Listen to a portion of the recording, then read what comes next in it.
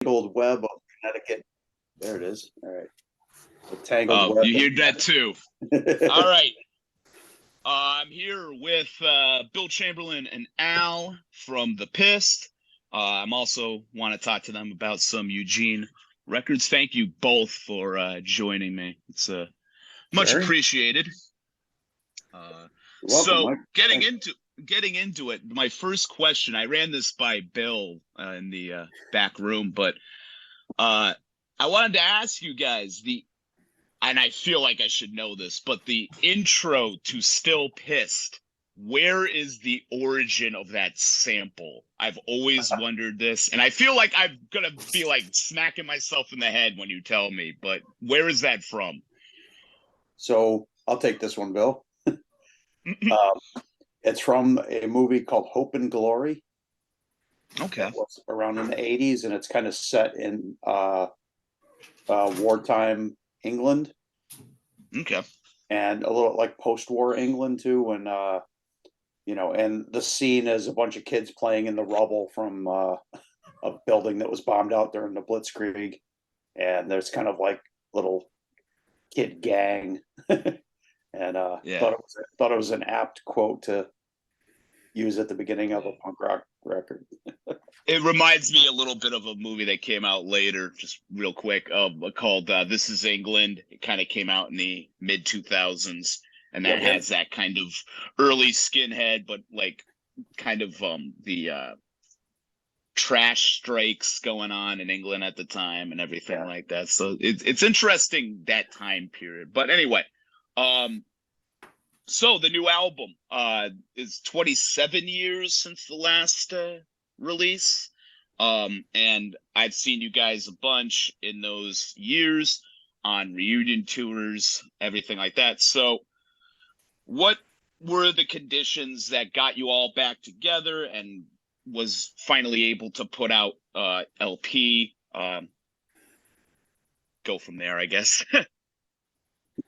Well, I think a lot of it just had to do with us not wanting to just play the same songs over and over again. You know? Plus, shit's going on in the world. Yeah. You know? So, were these songs that you had for like a while, like even pre-COVID times or anything like that, or did it just kind of come out of you? Yep. We wrote them all for the album within, I don't know, how long did it take us to write the album, Al? I mean, a few months, I think, solid. Like we would so we're kind of spread out. Where Bill is in Philadelphia, Ryan and Aaron are in Baltimore, and I'm in Connecticut, but way up on the Massachusetts border. So yeah. we're pretty far spread out. So we would just get together whenever we could, usually in Philly, because Bill had a practice space we could use, and we would just those guys would bang out like 4 or 5, instrumental songs. I would try to come up with a bit of an idea, and then I have a few weeks to flush out some lyrics till the next time. And it was just, I was drawing from lyrically like almost all of it's new stuff, but I did have to dig into the old notebooks just in the 11th hour to come up with a few ideas, because we ended up recording 21 new songs, so we still got a couple in the can that we haven't put out yet. But to write 21 new songs in a short amount of time was not an easy task. It's insane. Yeah, because it definitely has that vibe. It almost feels like it's continuing on from your last release back in the 90s. And I love the production on it, because it definitely has a throwback kind of feel to it. When I hear the way the drums sound and everything about it, it definitely feels like a record that would have come out in the late 90s out of that whole thing. Who was the producer on it?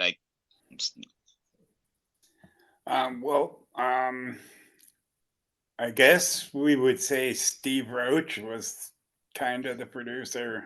Steve is played in a lot of bands. He's in why am I forgetting this? I The just band said he's in it now is a couple hours Seisha. ago. Yeah. He plays drums in Seisha. Nice. Yeah. Who has recently gotten back together as well, and they're doing reunion stuff. Yeah, I mean, he did all the engineering, and certainly, I guess you could call it production as well in some aspects, you know. But as far as like the overall sound, I mean, it's just a general consensus between all the members of the band on like what we think sounds good. Sure. Yeah. Yeah, you guys never really went away. I mean, Bill, I remember hearing your stuff a lot in Behind Enemy Lines, right? Yeah. Or yeah. Were you in Caustic Christ as well? I can't fully remember. Yeah. Okay, so a lot of that Havoc stuff, and because I loved Os Rotten as a kid, so like anybody that was involved in that band moving on, just like I had to get into it. And I was talking to Bill before about like it's great to see the labels that came together to release this. I was talking about how I love the Mankind release, the discography release that Ryyvolte Records had put out. And you know that works into this video, you know, talking about Eugene and stuff. So but with this new record coming out, is there like this kind of approach you're taking to like the tour and promotions and stuff? Is there like a different kind of plan you have for the shows? Because it has been the you know the shows, you do like the songs that everybody wants to hear, and you know it's definitely appreciated. Do you try to work in the new stuff and have a good amount of the old stuff without trying to, you know, as they say, play the hits? Is there like this kind of consensus y'all had to come to? Is it like going to be different sets every night of this tour? Because from what I'm seeing, you're doing quite a bit of shows. You're actually doing more than you usually do, I'm guessing. Well, I think we're kind of consider ourselves a band now, where you know, we're not going to play all year every year. We'll take the summer off, do what we want to do. But we all have other bands too, so yeah. I'm sure Deacons is still pretty much a thing, Al. Yep. No, and Bill's got the Dissidents and the Brood. Brian and Aaron's in a couple bands. They're both in War Games as well. So I remember seeing the Dissidents open for you guys at the State House a couple of years ago, and that was fantastic. I really liked that sound. I saw War Games, I believe, open for the Pist at they played Mystic German Club when you did a couple of shows there.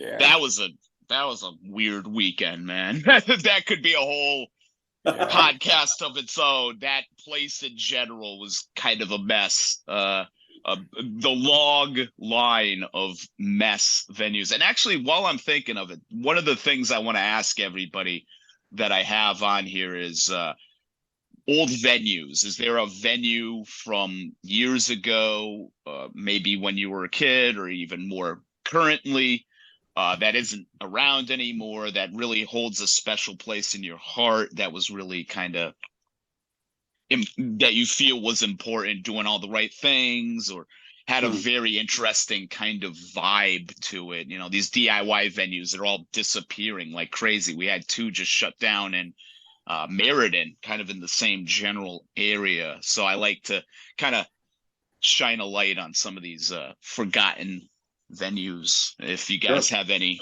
you want to throw out there. Well, there's Studio 158 was a place that put on a lot of good shows out, and it was kind of out in the middle of nowhere, just in a strip mall looking thing. And that was great. As far as where we used to play a lot, you know, places like ABC No Rio, which is not there now. I don't know whether No. it's ever going to be. It's supposed to be, but I just don't know. Sure. Um, Yeah. I Um, remember they were running into some problems with like the local, I'm guessing like law enforcement, because they were busting up shows like crazy in that area in yeah. particular. So yeah. Yeah, I mean, they own the land and there's no building. They knocked it down, but they were supposed to build. They had the money to build a new building at one point. Mm. I don't know what the situation is now. Yeah. Yeah. But yeah, I mean, for me, I mean, if we're talking about, the Pist, we had, like Bill said, Studio 158 was a real important spot. There was a real sense of community around that, and Do you remember what town that was in? it was in Wyndham, which is like near like Oh yeah, totally. Yeah. yeah, it's That out there. is But that had like, I mean, people came from New Haven and everywhere else to go there, but there was a big scene like all the like the Manchester had a big scene back then too. So all those bands played there a lot. People from the Hartford area and up north all came. Where I am now in Enfield, like everybody from up here would go down there. And then there was the Tune In, which had its own scene as well. Definitely like the New Haven scene was, there was a lot of punks down there, but it was like everybody just kind of hung out with each other. It was all people who were in like hardcore bands and ska bands and, whatever, metal bands. And, everyone just sort of hung out and went to each other's shows, and it was a good time. I think like those, at least when the band was around, were the places, and like Bill said, ABC was another place we played a lot. I mean, before that, I mean, the Anthrax in Connecticut was a huge one for me that, used to just go down almost every weekend just to see what was going on,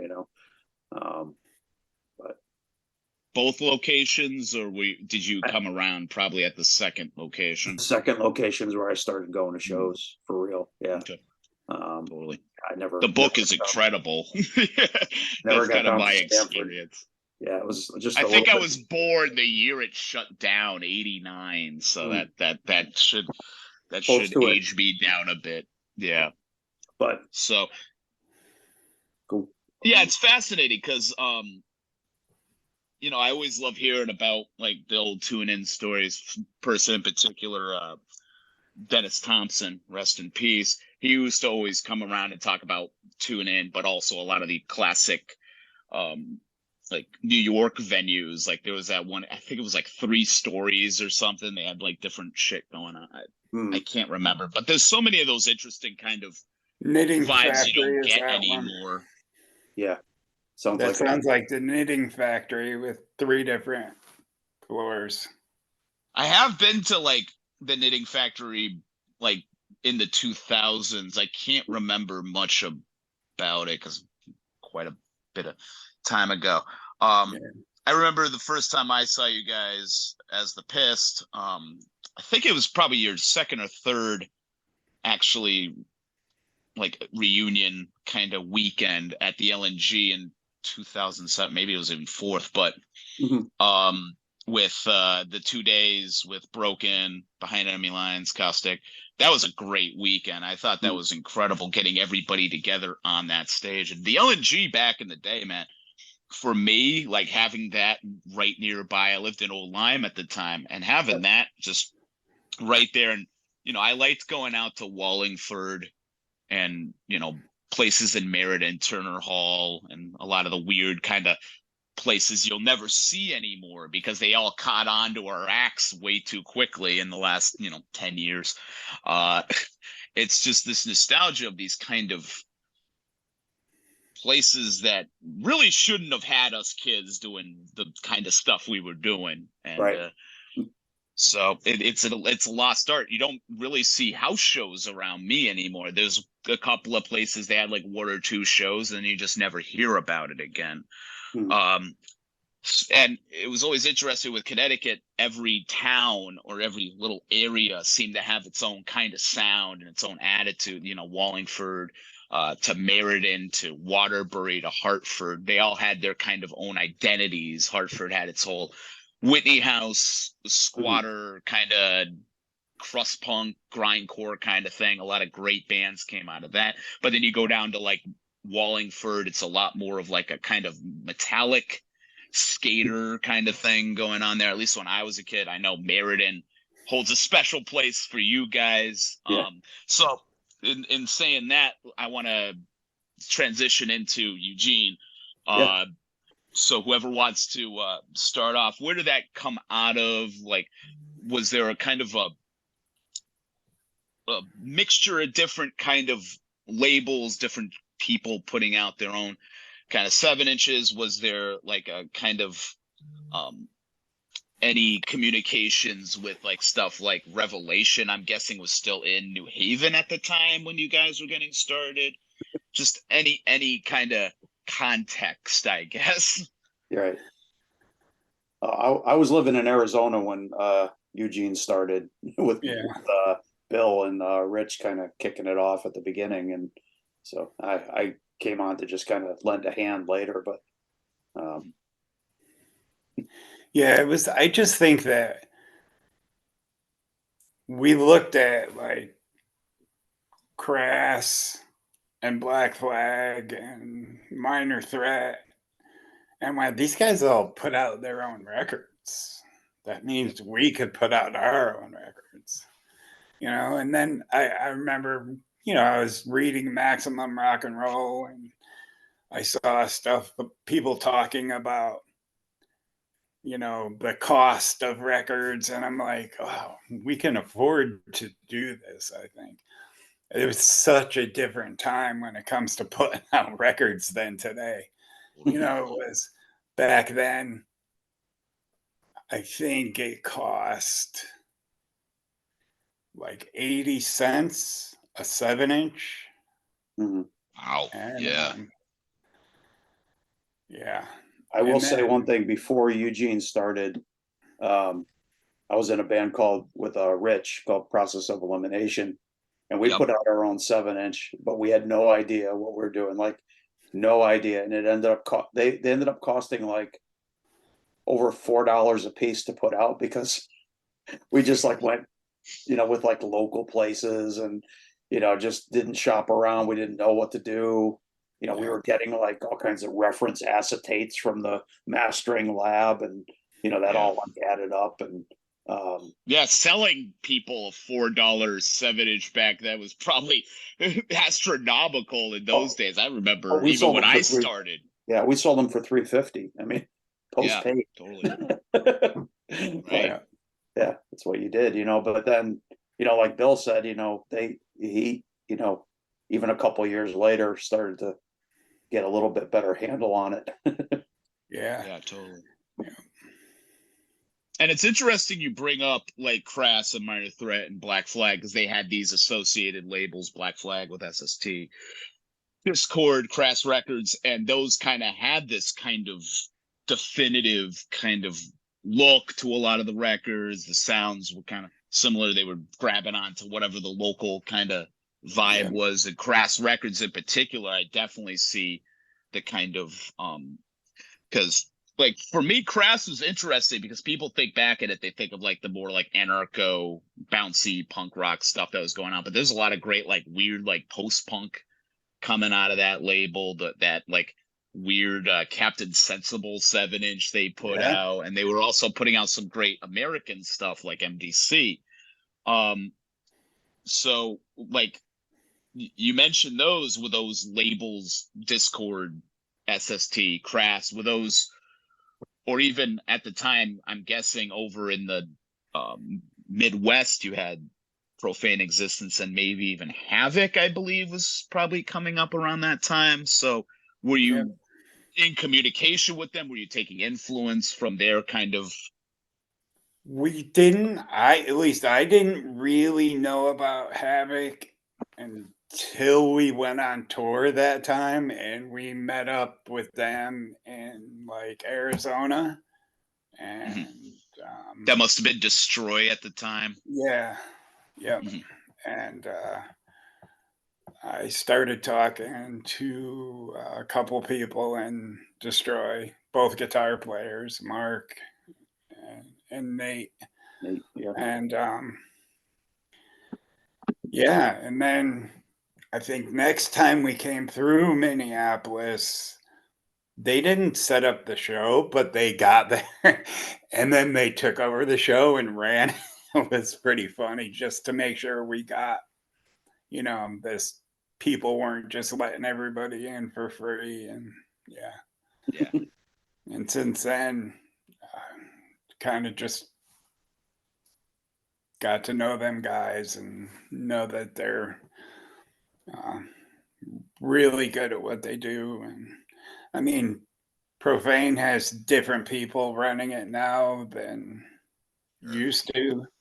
Um, I don't know if Dan still has anything to do with it, but at every big Profane Existence event, I see Dan, so he might. Yeah. Yeah. I mean, that zine, they kind of had like their whole like kind of revolution through the zine Yeah. in addition to the records. There was kind of when I started coming up, I remember ordering from this distro called Hardcore Holocaust, and I Oh, actually yeah. did Richmond. order from them recently. And he's always been like really cheap prices, like $2 7 inches and stuff like that. Yeah. Very cool. But he always used to have a copy of Slug and Lettuce in each of his packages, and I just have that nostalgia for Yeah.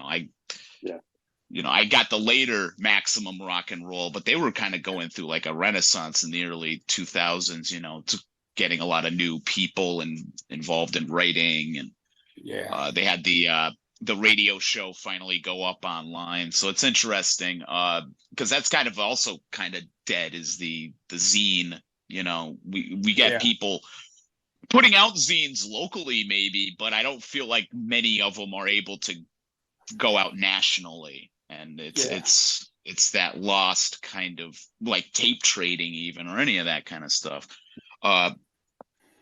Was there a approach you took to having the to finding bands? One that comes to mind is the first release, I believe, is the Official Hooligans, which is a lot more of like a kind of an oi. Well, the first release is Brutally Familiar. Um, Oh, okay. Yep. the Yeah, because I second just is based it. the second So is the my order's wrong. Pist, and I think the third is Official Hooligans, and it's just bands who were playing shows with us in the area. We just wanted to do local bands, which if I had kept doing it, Boiling Man would have been the next band I would have asked. Right. Yeah, I love their split with Broken. I know you have a few Malache Crunch has a side. I know what the one that kind of tripped me up that I guess is not officially a Eugene No, that's not a Eugene. is Chelovic 4 and Baltimore Foot Stompers. Yeah. Because I did reach out to Bill Collins just to get his input, if any, and like Nice. he was like, "Yeah, that's really the only thing I was on." And then I look at this today and I realized that wasn't even on Eugene. Like, it's kind of crazy. It looks like they kind of just put this one out by themselves without like kind of like a label name.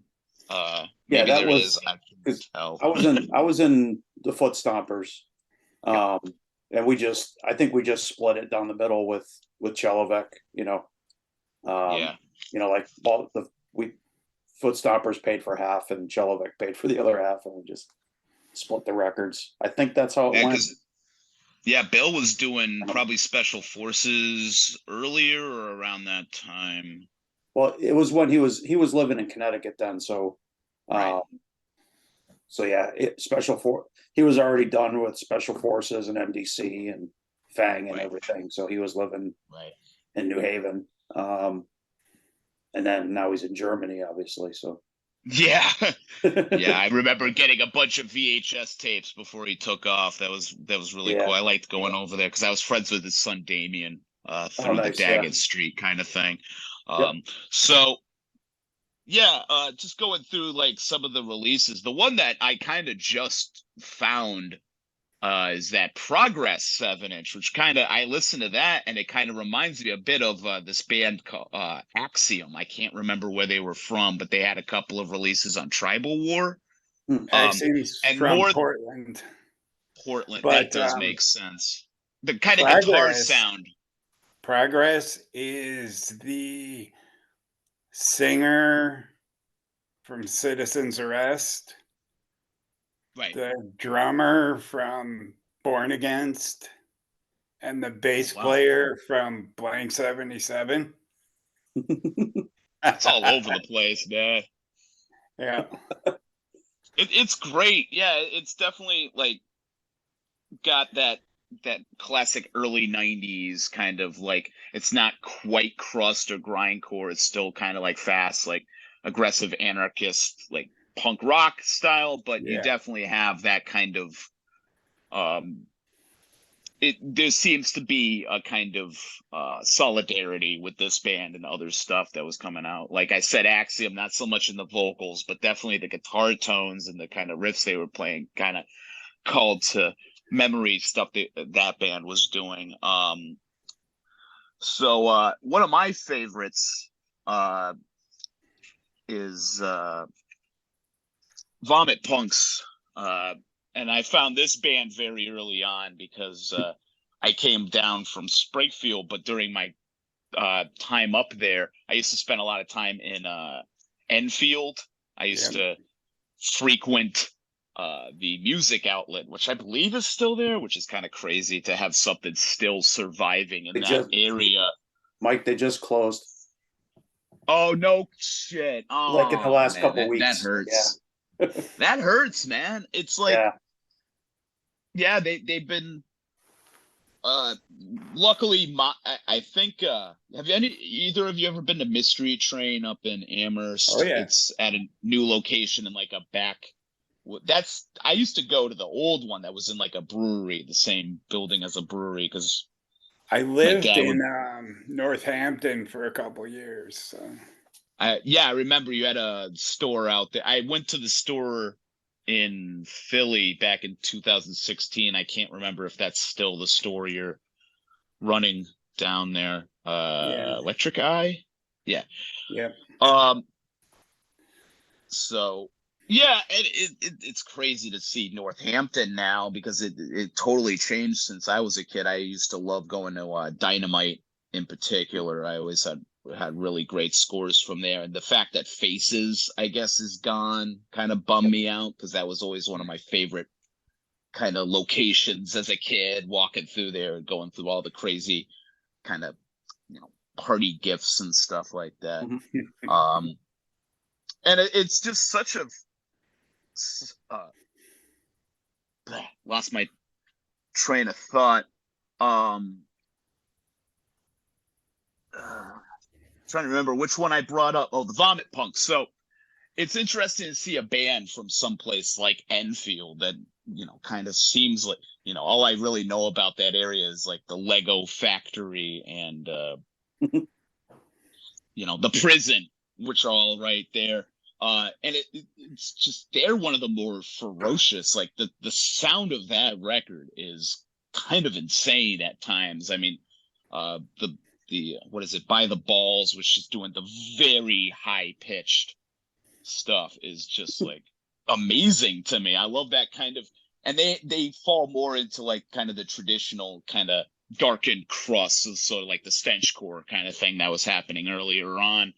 And the just like I remember loving that I Am Your God song. That was like one of my anthems when I was growing up, going to like Christian school and shit. That was just such a amazing, with the weird like bass intro and stuff. Had a little bit of like a I know it's kind of a bad word now, but it had a kind of a dystopia vibe with that kind of bass intro. Reminds me of Stress Bill's character. I only say that because dystopia now is looked at as kind of like a hipster, like Korn style kind of band, which is weird to me because I remember when I found them, I'm like, this is one of the heaviest things I've ever heard.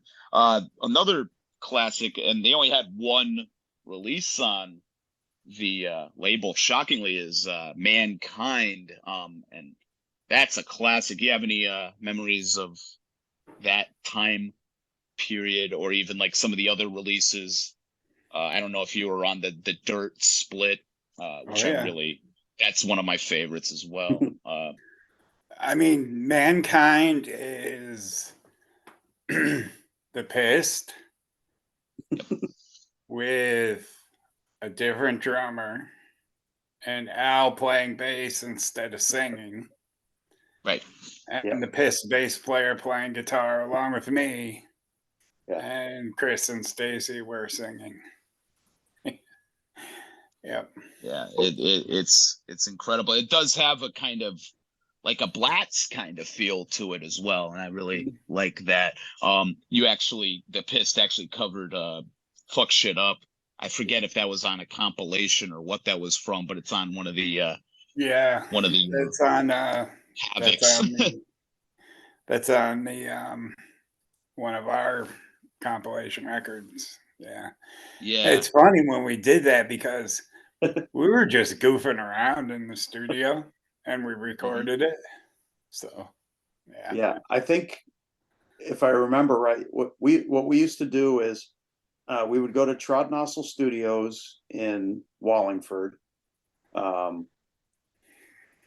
Bill and Rick from the Pist used to be in a band before the Pist called TSS, and they used to rehearse in they had like rehearsal studios right behind the place, right, Bill? Yeah. And they would rehearse there, and you guys recorded there too at Trod. And then we would get what was called the demo package, which like most bands would go in and do like one or two songs. And I think on one demo package we brought in the Pist, Vomit Punks, and Mankind, and we all did we did all the songs for the Mankind 7-inch, all the songs for the Vomit Punk 7-inch. The Pist did the tracks from the split with Malachi Crunch, I think, and all three bands did the tracks for the Pogo Attack comp as well. I love that comp, man. The amount of time that it would take to do for a professional band to come in and do like two songs. One song. Yeah. The other release I always found interesting was the Pist did a live set. I believe, what was it, the Fireside Bowl or something? It was one of those like white cover, kind of CD singles that guy was putting out for a while of like kind of all different stuff. I remember Blank 77 had one as well. Oh yeah. BML. Is that Joey Vindictive's label? I think. Yeah, and that's actually a great sound for that time on that live recording, because a lot of that stuff was probably soundboard kind of stuff, because it definitely has a cleaned up, like straight from the source kind of sound to it, which live records in general to a certain point are vary in quality.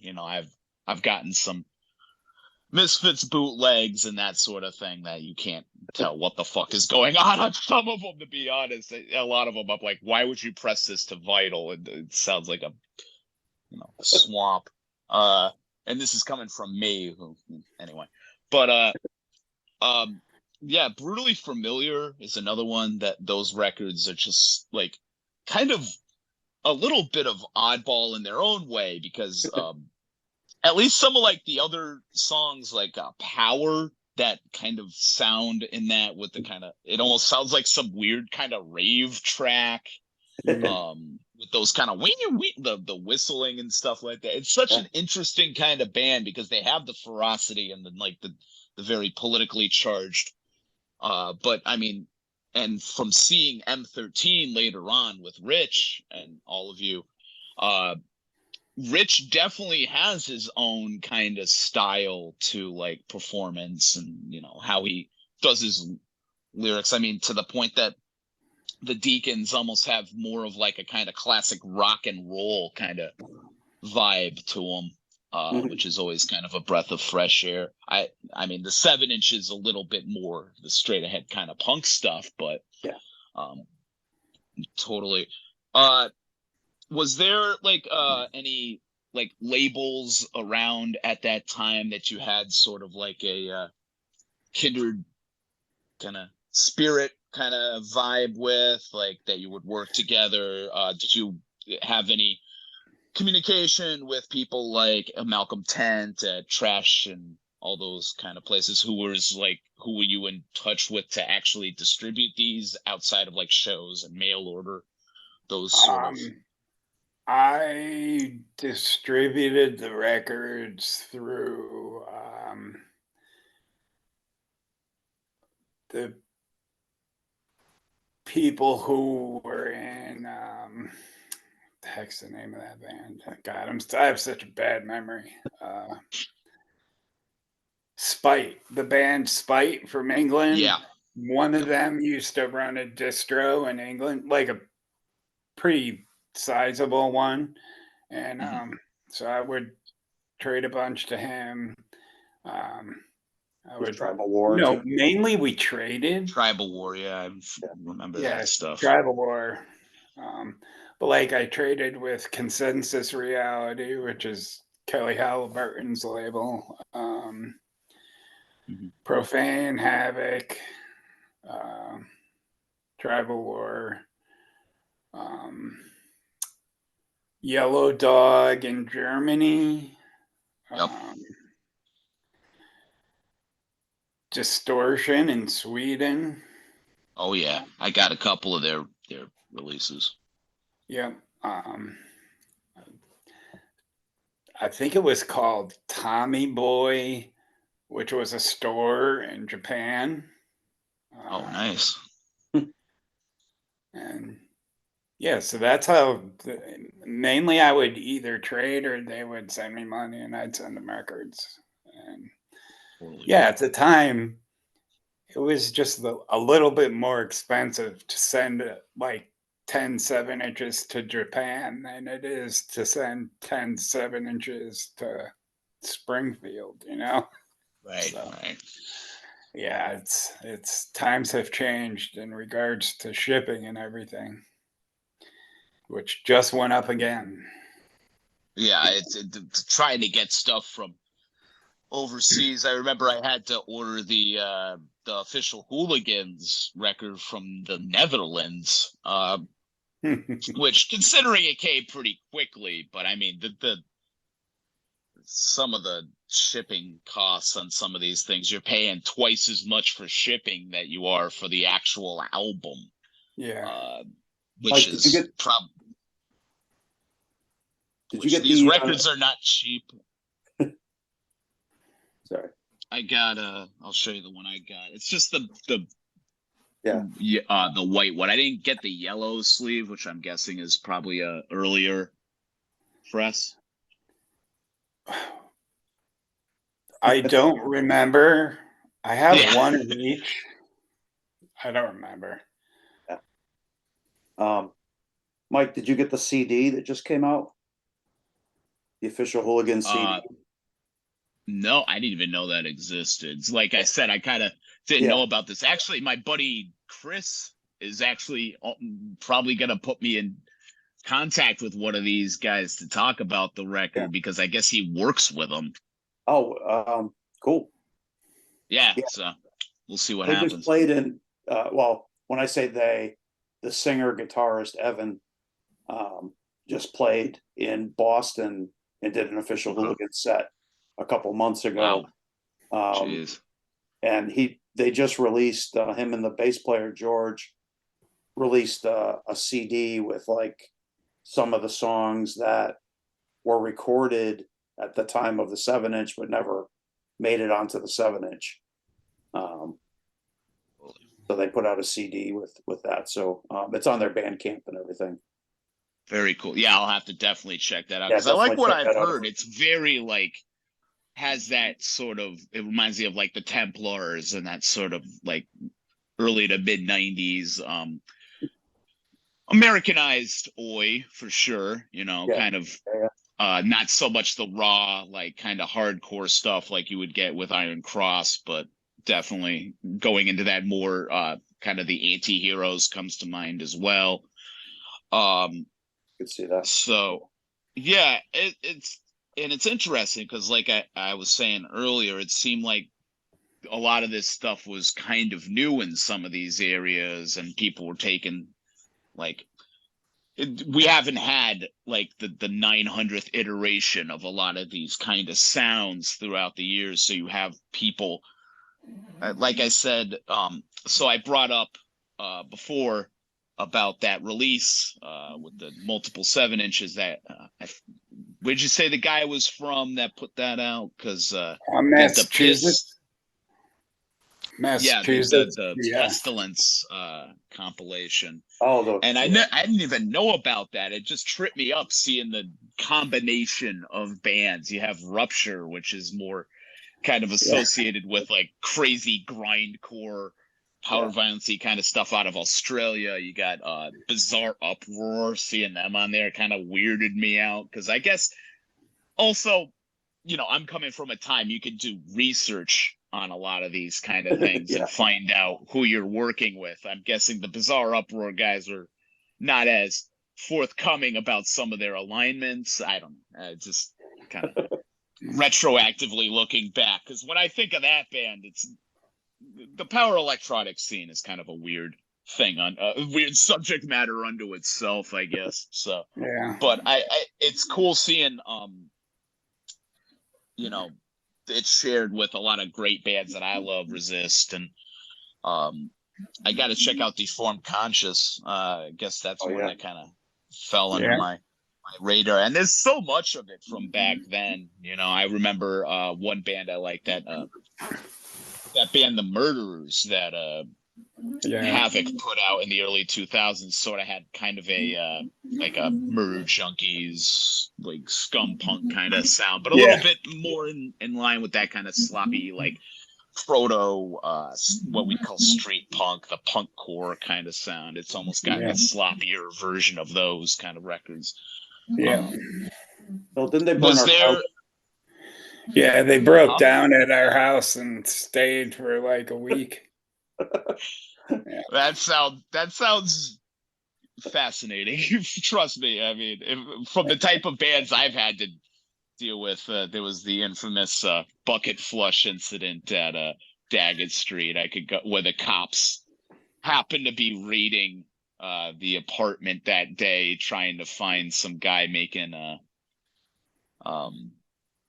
bath salts in one of the upper kind of apartments and stuff, and the cops came in and kicked all the doors in, and you had all these guys from Bucket Flush, which is like a Philly band, I believe, or something.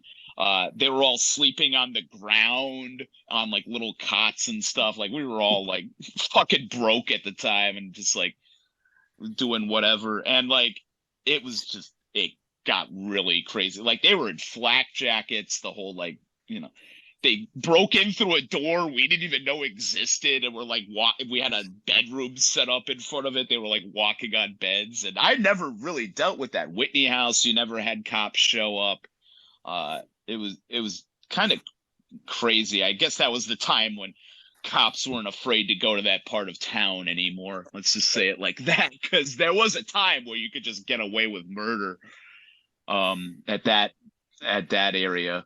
I mean, you had the methadone clinic. Anyway, I'm outing too much about people. I probably shouldn't. But it's fascinating. Is there like are there any like releases from around the same time that Eugene was around that were, you know, pretty big for you, whether it was like bands you were also in, or anything you want to kind of shine a light on you think kind of gets overlooked from that time?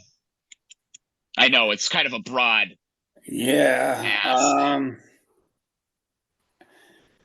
or I even can't other think of anything labels? offhand, but if I saw something, I'm sure that there are some. Mhm. I mean, there's several bands that I would have liked to have released at some point, and that's Boiling Man and Yep. Deformed Conscience. Um, but Deformed Conscience moved to Minneapolis and became State of Fear. Oh, okay. I did not know. I love those records, so that's cool. At least, I mean, John did. Yeah, totally. And Pete played drums on the first 2 7 inches. And yeah, so I would have liked to have put out those 2 bands, and sure a lot of other ones too. I would have put out any band that was our friends that we were playing with, actually. Sure. Totally. Yeah. Yeah. Yeah. And it seems like such a fruitful time, like so much kind of going on in different parts of the country as well, and everybody kind of coming together. So, Yeah. Yeah. because you had Os Rotten and all the stuff going on in Pittsburgh and all those, Yeah. and that was huge for me growing up, finding, their system works for them for like $5 in Northampton as a kid, which is kind of shocking, the price that will go for now. But like that Yeah. those were huge, and it's just such an interesting kind of way to look at them taking those kind of late 80s, and even some of the early 80s stuff coming off of Crass and the kind of stench core, like Deviated Instinct and Amoebics and everything like that, kind of mashing that all together and kind of making their own thing of it. And definitely like a more East Coast American kind of mentality to it. You got the hardcore influences in there as well. Yeah. So for sure. I wanted to ask, one of my favorite Pist songs kind of does shine a light on something that just seems to be getting worse and worse as time goes on, and that's Textbook Salvation. I love how it kind of it has this kind of look at like what I guess you would call curriculum, and the way that like we're taught information and the kind of memorization kind of things. And what attracted me to that song is my dad was a teacher, and he had to deal with a lot of this stuff in the like 2000s era and stuff. I guess what I want to know is not just that song, but in general, is there a particular song of the original lineup of songs that you kind of it's like evolved, or like is just as like relevant? I don't know how to really go about it, but it stands out to you in the catalog as like, this is definitely like just as relevant now as it was back then, and really kind of. Well, you had brought up that box set, that Pestilence box set, where we had a couple songs on there, and one of the songs on there was Right to Choose, and that certainly is still relevant, a relevant topic right now. So much so that when we went back to record the new album, we did a new version of Right to Choose. So that's going to come out on a 7-inch. On what label, Bill? I think that's going to be on Eugene. That's right. So that's going to be Eugene number 10. Yeah. So that should be coming out this year sometime. And another great one. Of the year. Yeah, another great one is just for me being around the band Suicidie back in the day. They always used to cover Black and Blue Collar, and that's another one. It just feels like the identity of the blue collar worker is, even with stuff like Amazon and all these stories of just like the just rampant exploitation. And I know it's always kind of been that sort of thing. Is there any, this is a weird question, is there any lyrics you feel haven't aged as well as you would have anticipated, or For sure, yeah. I mean, there's a few that just more so like the way things are worded. I would word them differently now. You yeah, know, sure. uh, you know, the honestly, like the only song that we used to sing that I don't feel is like representative anymore of how I feel is, and not 100%, but just yeah, I don't feel comfortable with some of the things I said in it. Really, is deal with it. Yeah, I get that for You know, sure. to me, looking at it now as who I am now, I knew, you know, I didn't mean to have it be like sound like probably as libertarian as it as it sounds, you know, just kind of like, you know, hey, you know what, you know, you got to just deal with it the same way that I do, because you know Yeah, we're in the same situation here. But you know, I know that everybody's not like that. No, not everybody, sure. you know, is working from the same, you know, from the same point. So, um, and actually, like so much so that one of the new songs kind of talks about that one of the ones that didn't get onto the album, but so um, you'll be hearing more about that point of view at a future date. Yeah, it is interesting because some of those kind of like, you know, self-preservation or whatever you want to call it kind of ideas, or, you know, like being yourself, have been co-opted by sort of shitty parts of like the libertarian, like you said, the Sure. libertarian right, which has kind of taken over the identity of libertarian at this part. Yeah, Because, right. you know, I consider myself a libertarian leftist, which I always thought was like anarchist and stuff. And now you got stuff like anarcho-capitalist, which is still Yeah. like a phrase that just makes my brain hurt just trying to work Yeah. my way around that.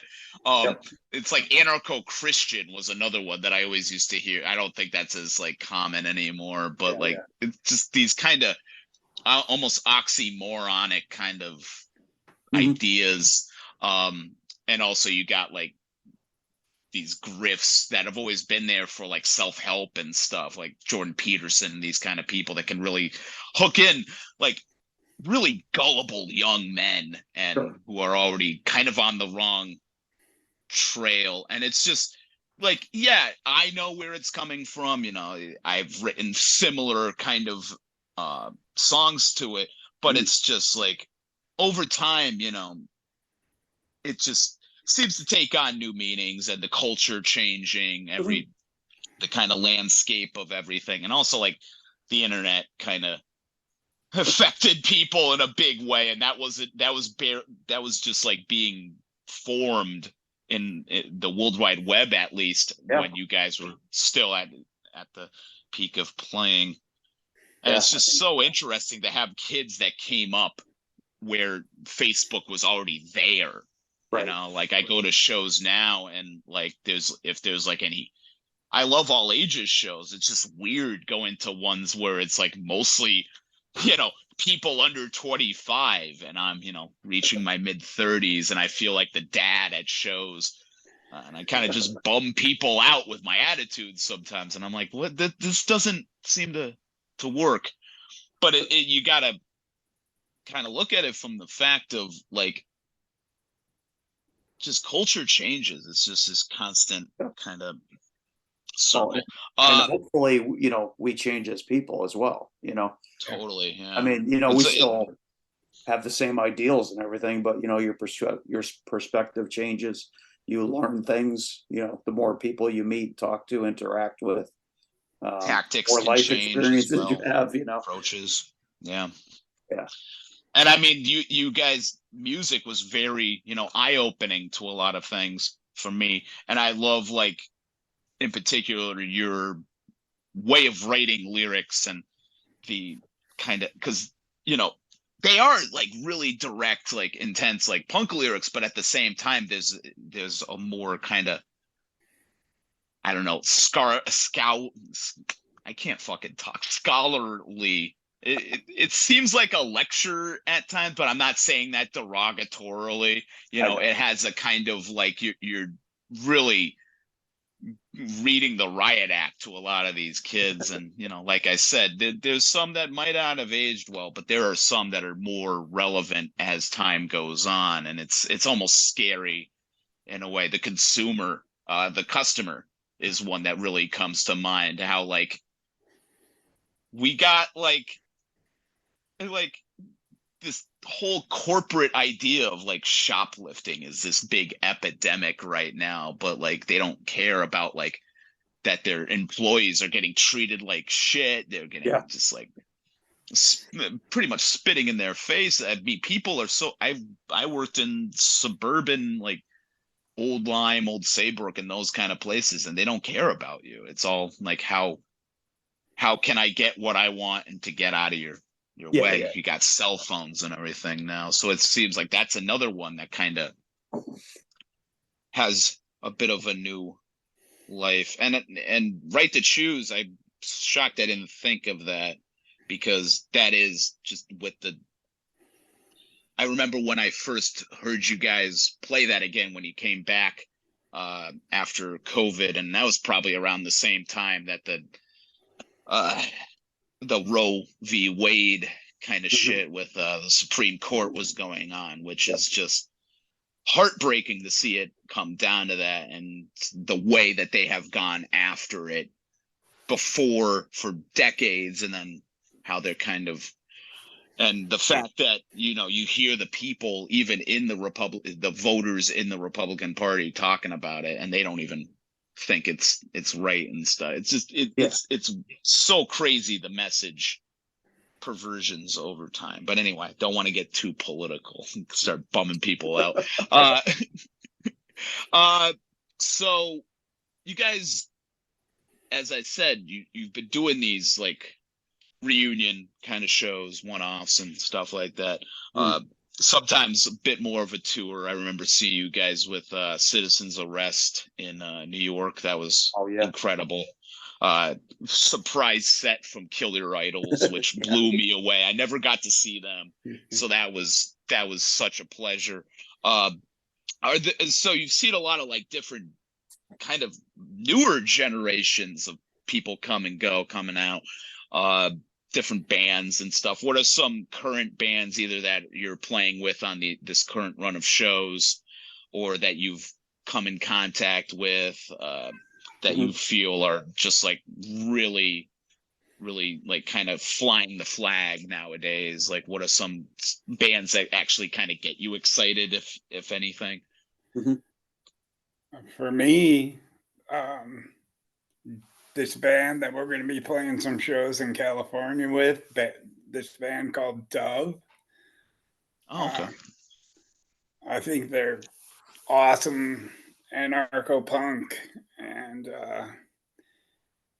yeah, it's great. I mean, it's even, I think somebody from is it Anthrax? The English band Anthrax put out their record. I think it's Anthrax. I could be wrong. Yeah, I believe Anthrax actually had a kind of reemergence or reunion kind of thing.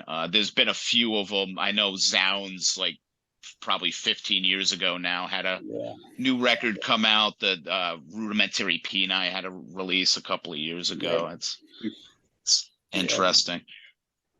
There's them. I really like this band Rat Cage from England. Oh yeah. Solid stuff.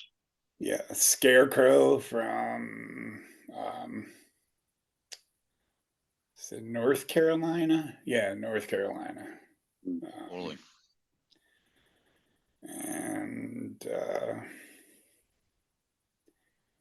yeah, I mean, there's a lot of good bands out right now. I could just keep going, name all the records that I bought in the past. You know, right? I'm working on my top 23 of 2023 record. I'm still trying to get them all together for the channel, because I like to have the actual physical And given it was a lot of like death metal this year because it's kind of a common thing, but there's been a lot of great releases. That band Physique from Olympia, incredible, and their new album is some of their best stuff. I remember seeing them in New Haven quite a few years ago. There's another band, I don't know what they're doing right now, but that band Flower, I believe, from New York, they got a fantastic. 7-inch coming out. Like, it might be out this week, actually. Yeah. Any newer labels you think are doing any interesting stuff? I don't know if you really they're not that new, but my favorite labels are like Blackwater. La Vida es a Moose from England. You know, those two are really, really awesome, and they're Sorry State. Universal Music Group. What's that? It's a Universal Music Group. I mean, with Scion a few years ago grabbing a bunch of stuff, you never know who's gonna try to infiltrate the underground every once in a while. It's interesting with Relapse picking up all of the Japanese bands lately. Gizm, I don't know if they're gonna release the final Gizm record since we lost to Kevy, but it's cool to see like that kind of label, which is more associated with like, I guess, grindcore early on, but now more kind of like metal and death metal kind of stuff, really putting that stuff out and giving it. They've been doing like some Zuo stuff for the past. They put out probably 7 years or so, 8. Okay, yeah, maybe more. But they put out the new Rambo record. Almost like what Southern Lord was doing for a minute as well, putting out a lot of the more obscure kind of American hardcore stuff. I remember I got the Neon Christ LP reissue they did a couple of years ago, which was a lot of fun. Both of those labels are really nice to deal with for record stores. Sure. They're good people. They care about independent record shops, you know. They're pretty good. The ones I always dealt with back in the day were like Rev HQ. I know they're still pretty, all the record stores I go to pretty much deal with them, like first and foremost. Yeah, I used to deal with them, not as much as they wanted me to, but I mean, I always dealt with like Abolition. That was the big one. They had everything for a while. I feel like they were distributing quite a bit of. I don't know if that's still as because everybody's kind of doing their own kind of models now. But I remember Abolition. You could get everything through them. Yeah, they're still pretty big. And you could still get a lot of stuff from them. I have a lot of like kind of post-hardcore, I guess you would call it later on emo, but I don't really like because it's been so co-opted and stuff. But there was a lot of that on Abolition at the time. Yeah, well, that's what I think of as like the real emo. Yeah, it's the totally. Stuff that Abolition was putting out. To me, totally, I mean, I know it's not to a lot of people, but that's the problem. I mean, the real emo is like you know, I always think of like Rites of Spring, the like that, Discord stuff. Even stuff like Grey Matter or like Dag Nasty, who weren't quite that level, but like I don't it was like still Dag like Nasty at all. I never heard one single Dag Nasty song that I like ever. I don't. I it's one of those things, you know. Yeah. Yeah. And then I learned what Dave Smalley is all about, and I was like, Yeah. Yeah. yeah, I can't blame you there. Yeah. Yeah. I guess can I say is just one of those like 15-year-old straight edge kid records that I've like refused yeah, to but kind of I mean, distance Dave from. Smalley's not on that record, is he? Yeah, that's the one he was on. That's the one But he's on. they Yeah. actually, yeah. And then the later stuff, I enjoy it. It just doesn't really have the same, and it almost got into like alternative rock kind of sounds at that Yeah. point I mean, as well. So. there's no accounting for people's tastes, you know, Totally. Yeah.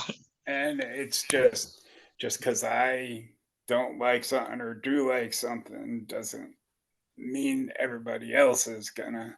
It's like I don't like GBH. What can I Yeah. say? I mean, I can kind of understand that as well.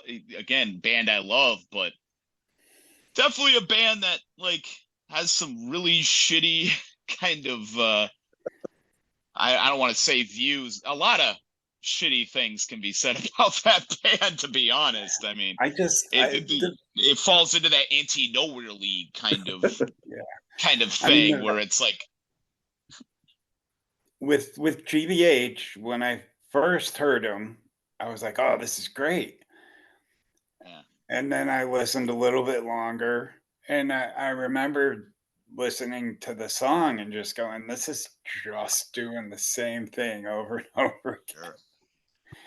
And that's what it seemed like to me. To other people, I know for a fact that they think it's awesome. Sure. But music much. is subjective, and I think that's awesome. I thought they were great when I only knew like 20 bands. Yeah. Yeah, right. They're definitely one of those like starter pack punk bands, like when you're getting into that like early UK 82, whatever it was called back then. It was like you got GBH, Exploited, which I do like those early Exploited records. Waddy gets really kind of bad for me later on, but I can't deny, and actually Horror Epics, which nobody ever talks about, I think is a pretty fucking blistering album in its own right. But I love like all Exploited. I like new Exploited. I like old Exploited. I like the Exploited that sounds like Swedish hardcore. Totally. I think it's all great. It sounds like that era of Anti-Cymex later on. Yeah, that stuff is incredible. So, all right, I've got you guys for a while. Is there any thing you want to shout out, promote, any of your own personal kind of endeavors or anything with the Pist? Well, come see us. I know it's kind of hard to.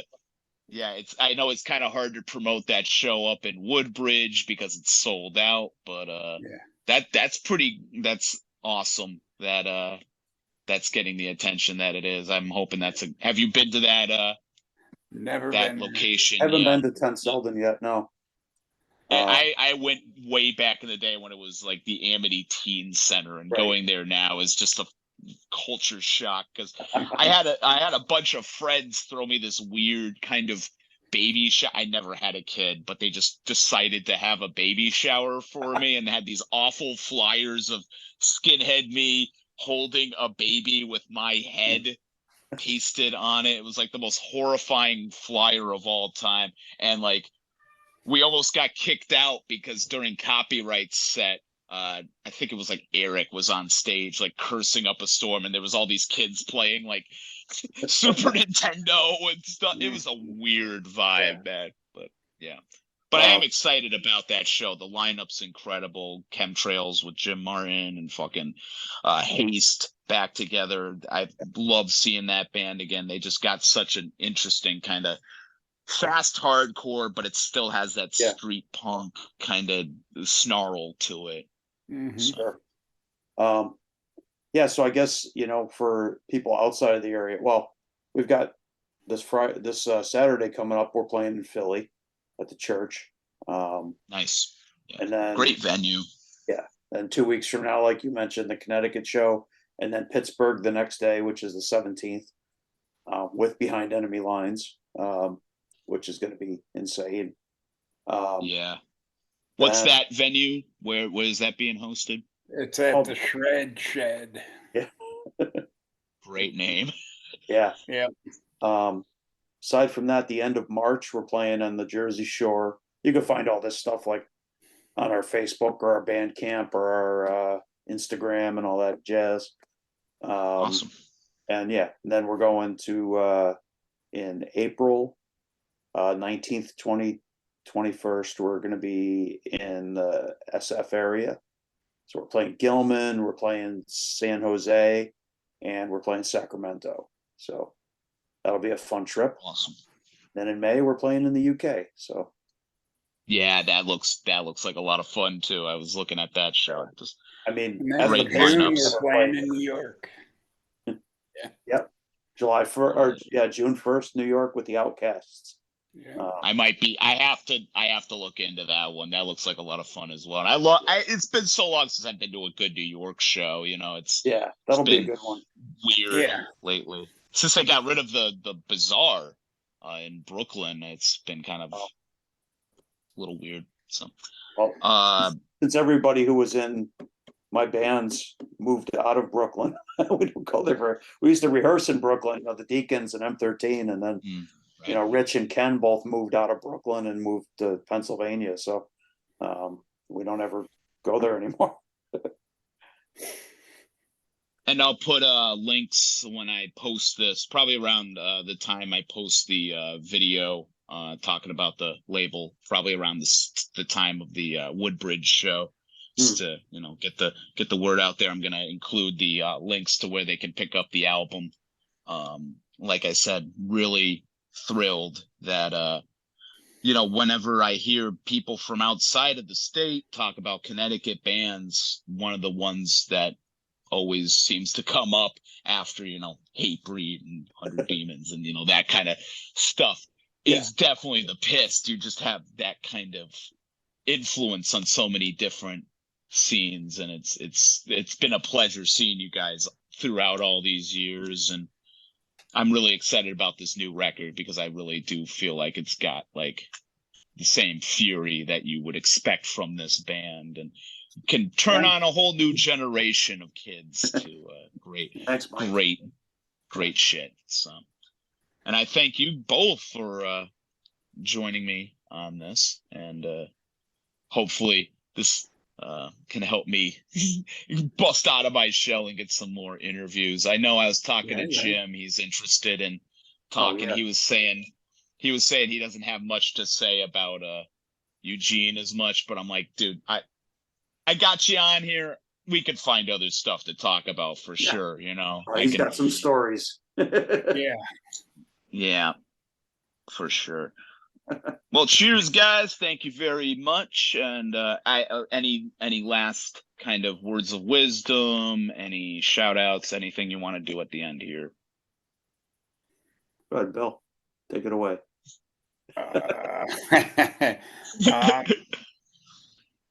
Yeah, I don't know.